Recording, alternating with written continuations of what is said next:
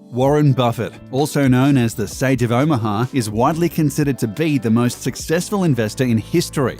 When he became the CEO of Berkshire Hathaway in 1970, it was a small provincial textile manufacturer.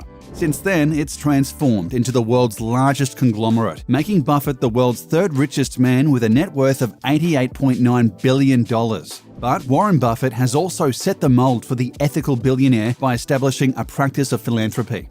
However, the question remains, how does Warren Buffett spend his billions? To understand how Buffett became the investing guru that he is today, we need to revisit his childhood. He was born in Omaha, Nebraska in 1930 and quickly developed a talent for math and problem solving. Buffett displayed an interest in business and investing at a young age. He was inspired by a book he borrowed from the Omaha Public Library at the age of 7, 1,000 Ways to Make $1,000. Much of Buffett's early childhood years were enlivened with entrepreneurial ventures. In one of his first business ventures, Buffett sold chewing gum, Coca-Cola bottles, and weekly magazines door-to-door. Buffett's interest in the stock market and investing dated to schoolboy days he spent in the customer's lounge of Original Stock Brokerage near his father's own brokerage office. On a trip to New York City at age 10, he made a point to visit the New York Stock Exchange. At 11, he bought 3 shares of City Service Preferred for himself and 3 for his sister Doris Buffett. It was clear he was destined for greatness. His senior yearbook picture reads, "Likes math, a future stockbroker." This determined his path for years to come, but it's important to remember that he earned the vast majority of his income after he turned 50. Though Warren Buffett is notorious for his aversion to luxury items, he has at least a couple indulgences. Perhaps chief among them is his private jet. Certainly, the plane is extravagant, but Buffett insists that it's necessary for him to fulfill his duties as the CEO of Berkshire Hathaway. Buffett long criticized the use of private jets by CEOs and magnates so much that when he broke down and bought his own private Bombardier Challenger jet over 2 decades ago, he ironically called it the Indefensible. Fast forward a few years and Buffett renamed his plane the Indispensable, given how much he came to rely on it, according to Forbes. The Bombardier Challenger 605 is a top-of-the-line private jet that generally sells for $27 million. Buffett came to love private jet travel so much that he bought a private jet leasing company called NetJets in 1998. NetJets lets users buy shares of private jets as fractional owners or lease and buy the aircraft outright. The jets can be shared like a timeshare and used upon request. Rather than having a massive portfolio of real estate investments, Warren Buffett has only one family home. He paid $31,500 for his house in 1958, or about $250,000 in today's dollars. The house sits on a corner property in central Omaha, and the original 1921 stucco structure appears to have some additions. At 6,570 square feet, it's no bungalow, but it's also a few thousand square feet short of being a mansion, which is usually about 10,000 square feet. The house is worth less than 0.001% of his total fortune, meaning that he is living far below his means. That has caused a stir in the business world where many people are taking note and learning that flashy personal purchases can set you back both financially and professionally. The house has 5 bedrooms and 2.5 bathrooms. When asked on BBC if he would ever move to a more extravagant home, Buffett replied, "I'm happy there. I'd move if I thought I'd be happier someplace else."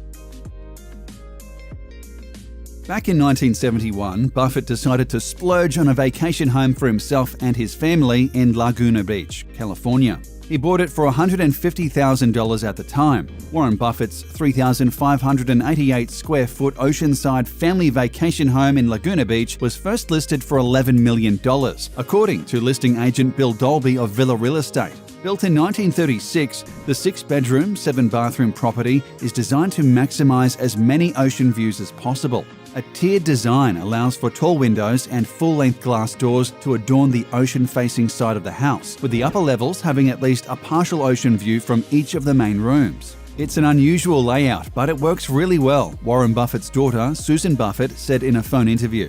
It's got these separate spaces that are interesting because people can do their own thing. Not just when we would be out there, but friends of mine who stayed at the house have liked it because their kids can go over in the family room at night and be over there by themselves and watch TV and play games. After his wife passed away, Buffett sold it for $6 million.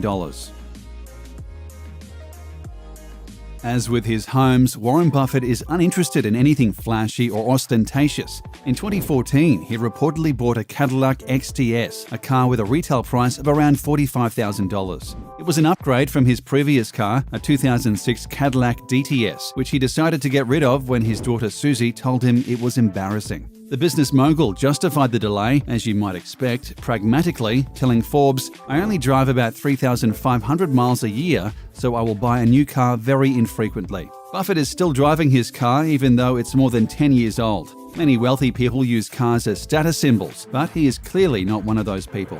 And he is not the only billionaire to do so. Mark Zuckerberg, Alice Walton, Steve Ballmer, and Bill Gates all drive unremarkable cars because they are focused on things other than material possessions. Not only is Warren Buffett obscenely rich, he also has a strong moral compass. He recognizes that renewable energy is the way of the future, which is why he made a huge investment in clean energy, both to benefit his business and the environment. Buffett's Berkshire Hathaway Energy subsidiary has gobbled up utilities and natural gas pipelines and tapped into clean energy production, including from Southern California's abundant geothermal resources in an effort to create a recession-proof portfolio.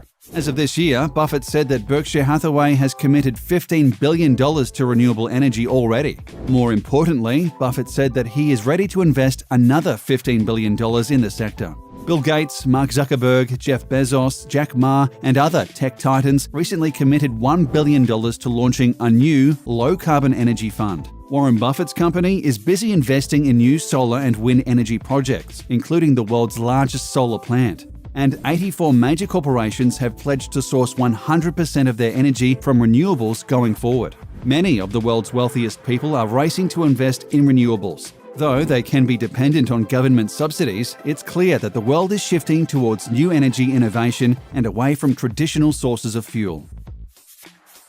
Buffett has invested in companies that didn't turn a profit for many years. This is all part of his philosophy of patience pays. Even if people think he is crazy, if he believes in a company, he will invest and wait for the money to roll in over the long term. Buffett has described his strategy as the Rip Van Winkle approach after the main character of a famous short story by American author Washington Irving, who falls asleep and wakes up 20 years later. Perfect timing is difficult, if not impossible to achieve, but Buffett explains that we simply attempt to be fearful when others are greedy, and to be greedy only when others are fearful. We've mentioned that Berkshire Hathaway is an enormous conglomerate, but exactly what companies does it own? As of March 12, 2019, Berkshire Hathaway had a market capitalization of about $500 billion, making it one of the largest publicly traded companies worldwide. Since its inception in 1965, Berkshire Hathaway has grown by more than 2 million%. To put that in perspective, the S&P 500 has only grown 15,000% in the same period. Insurance subsidiaries tend to represent the largest pieces of Berkshire Hathaway, but the company also manages hundreds of diverse businesses all over the world, including Dairy Queen, Burlington Northern Santa Fe, Pampered Chef, Fruit of the Loom, NetJets, and Geico, among others. In addition to owning private companies, Berkshire also has a large investment portfolio of stocks in major public companies, such as Apple, Bank of America, and Wells Fargo. Berkshire's public market equity portfolio is valued at $183 billion. In the early part of his career at Berkshire, Buffett focused on long-term investments in publicly traded companies, but more recently he has bought whole companies. Berkshire now owns a diverse range of businesses, including confectionery, retail, railroads, home furnishings, encyclopedias, manufacturers of vacuum cleaners, jewelry, newspaper publishing, manufacture and distribution of uniforms, and several regional electric and gas utilities, just to name a few. Most investors use Berkshire Hathaway as a beacon and an indicator of what will be valuable in the coming years. Warren Buffett's greatest quality is his penchant for philanthropy. He is tied with Bill Gates as the world's most generous philanthropist of the 21st century. In 2017, the Chronicle of Philanthropy calculated the giving since 2000 of the 10 richest people in America. Buffett topped the list, giving away more than $46 billion since 2000. That worked out to be 71% of his $65.5 billion fortune. Since then, he has gained more than $20 billion, but that amount would be much higher if he wasn't giving away so much of his money. And bear in mind that this doesn't include any giving before the year 2000 or any anonymous donations.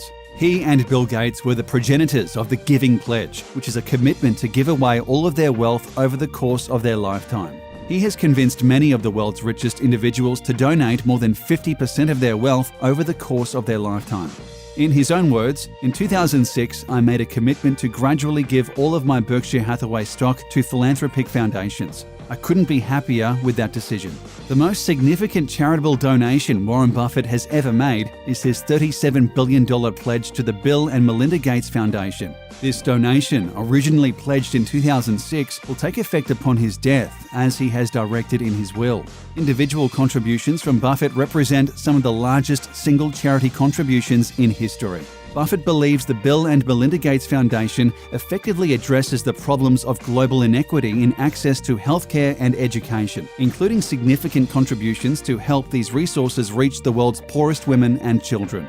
Much of what the foundation does is directed towards these issues. The foundation provides grants to other organizations and does direct research work to develop solutions in addition to its financial contributions. To Buffett, this organization is a wise investment of his estate.